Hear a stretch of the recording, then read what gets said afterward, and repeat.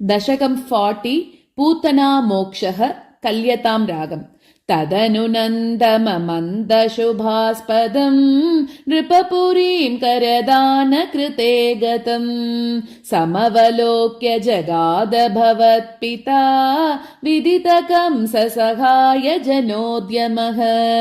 अयि सखे तव बालक जन्म मां सुखयतेत्य निजात्मज जन्मवत् इति भवत्पितृताम्रजनायके समदिरोऽप्यशंसतमादरात् इह च सन्त्यनिमित्तशतानि ते कटकसीम्नि तथो लघुगम्यताम् इति च तद्वचसा व्रजनायको भवदपाय बियादृतमाययौ अवसरे खलु तत्र च काचन व्रजपदे मधुराकृतिरङ्गना तरलषट्पदलालितकुन्तला कपटपोतकते निकटं गता सपदि साहृत बालकचेतना निशिचरान्वयजा किल पूतना व्रजवधूष्विह केयमिति क्षणं विमृशति शुभवन्तमुपाददे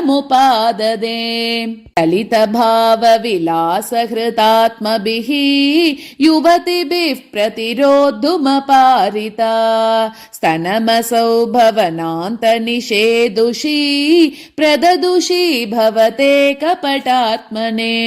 अमदिरुह्य तदङ्गमशङ्कितः त्वमत बालकलोपनरोषितः महदिवाम्रफलं कुचमण्डलम् प्रतिचुचूषित दुर्विषदूषितम् असुभिरेव समं धयति त्वयि स्तनमसौ स्तनितोपमणिस्वना निरपदद्भयदायिनि जम्वपुः